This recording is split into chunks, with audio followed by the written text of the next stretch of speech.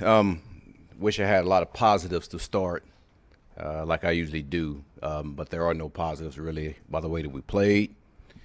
The only positive I will say is we got a chance to practice yesterday, which was really, really good, and we get a chance to play this week. So I will open it up for questions.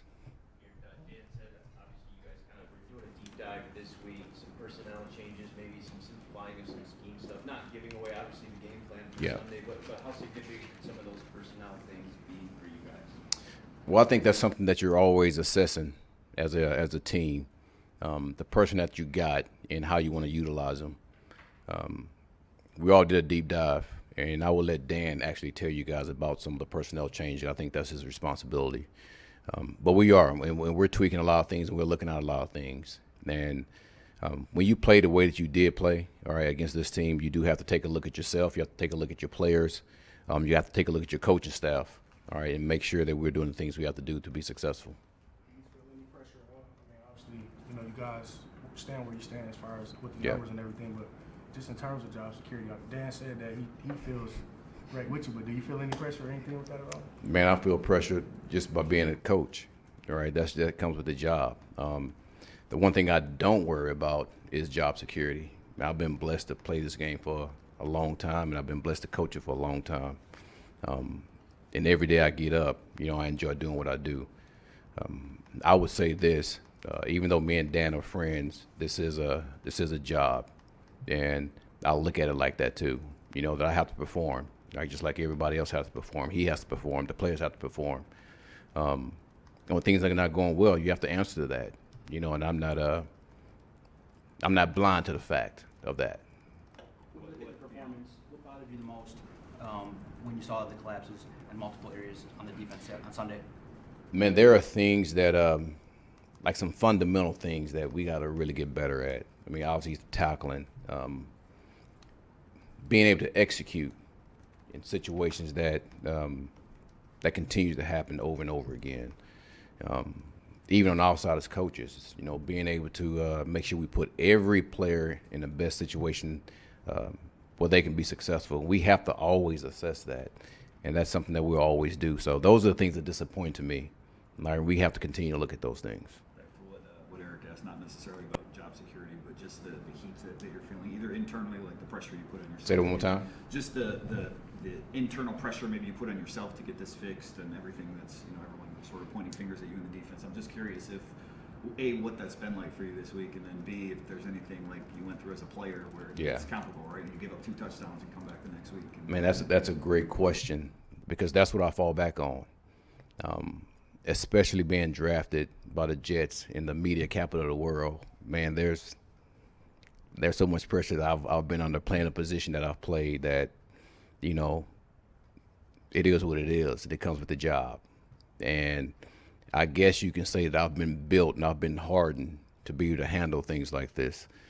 It's funny because after that game, so me and my wife, we go and eat somewhere, and I'm just about everything, excuse my language.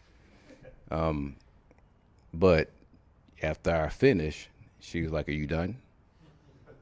I'm like, "Yeah." She said, "Well, go be AG. Go be AG. Man, you built for this." And she's right. And that's what I'm excited about. Like, this is a great opportunity for me, great opportunity for my staff, great opportunity for some of these players who are going to get a chance. So that's what excites me, because I know me. I know how I respond to things like this here. And, man, I can't wait for it. Can you give us an example or tell us about a low point in your career and how you bounce back the next week or next season or whatever it was? Oh, man. Yeah, I mean, I can go back to, it was 97. We were playing against Seattle. Damn.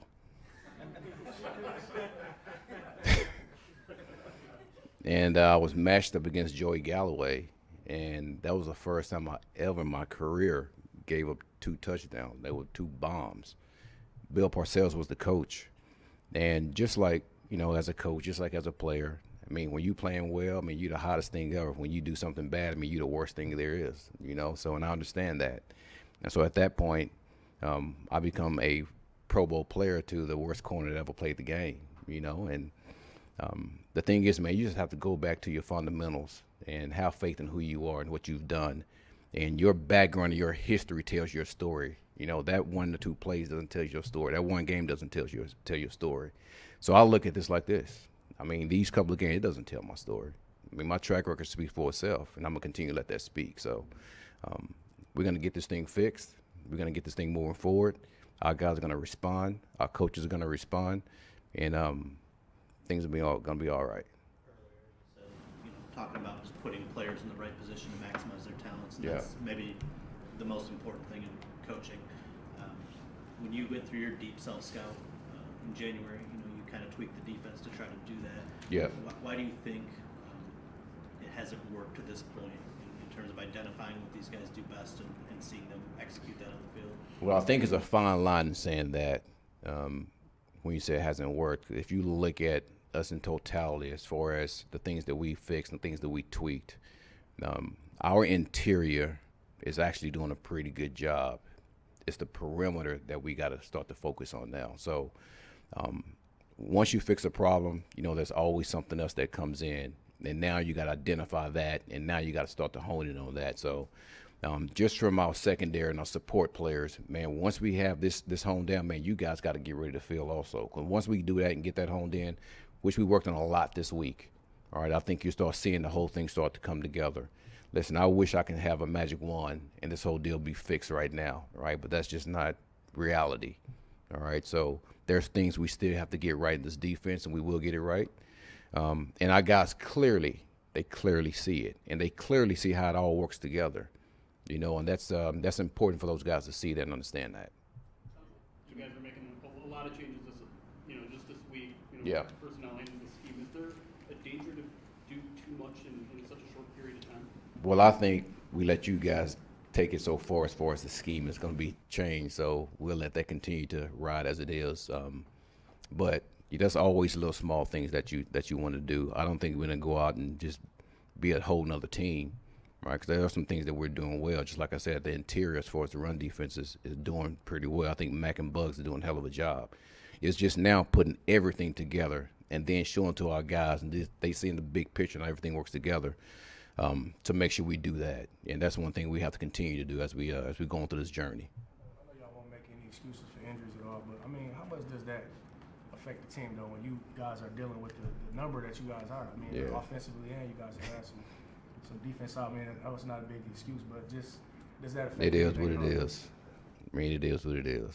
I mean, injuries are the biggest equalizer in any sport, and when you have them, other guys got to step up.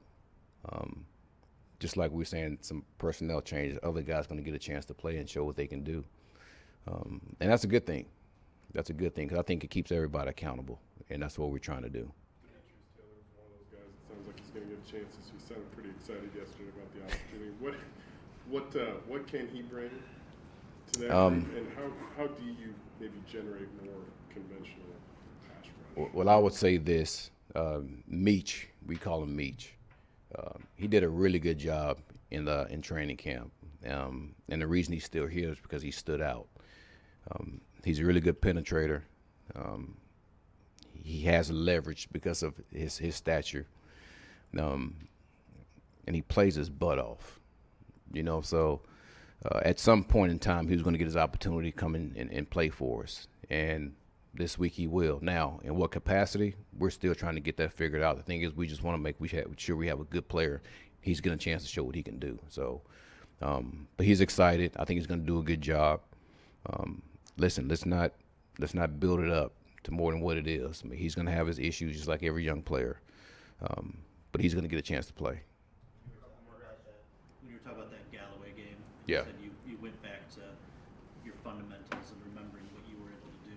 This is a very young defense, and Yeah. it's young and being gelled together. You're still a young coordinator and play caller and experience. So, what do you go back to if you haven't shown it yet?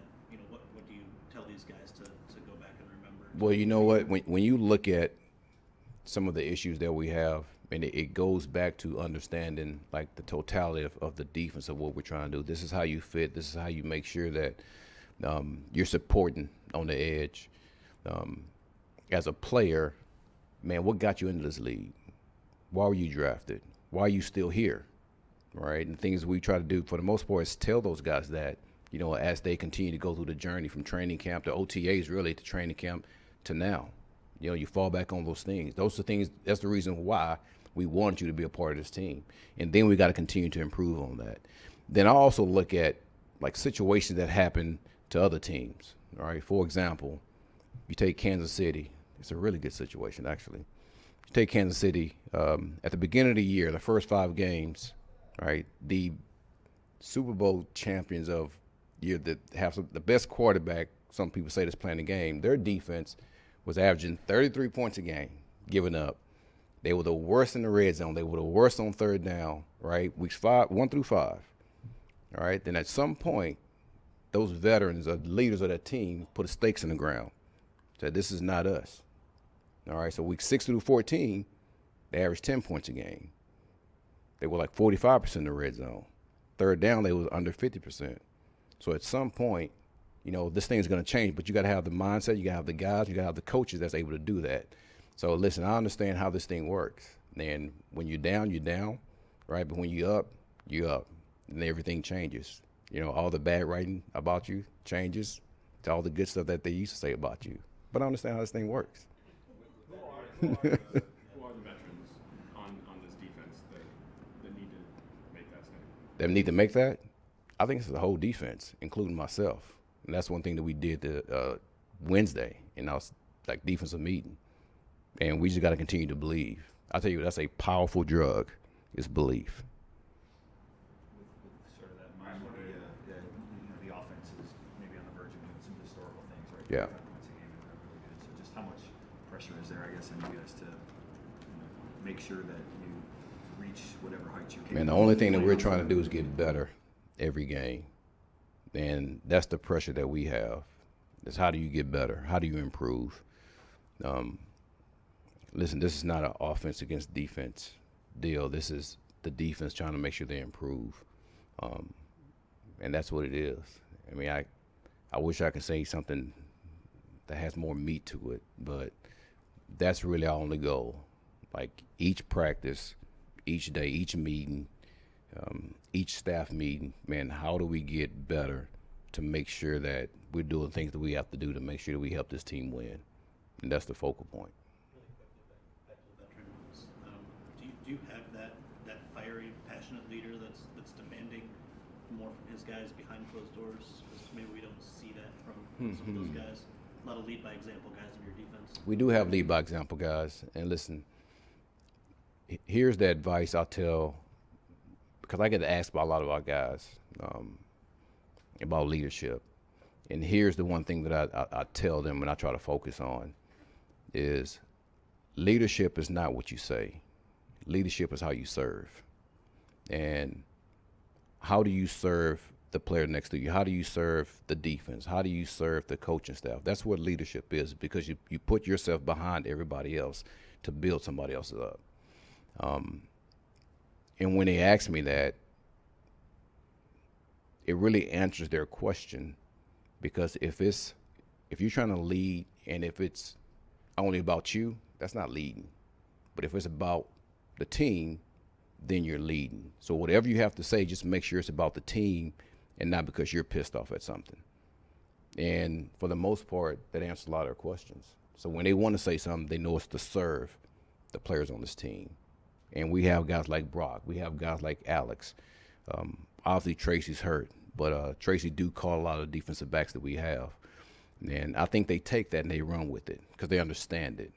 And that's just my definition of leadership.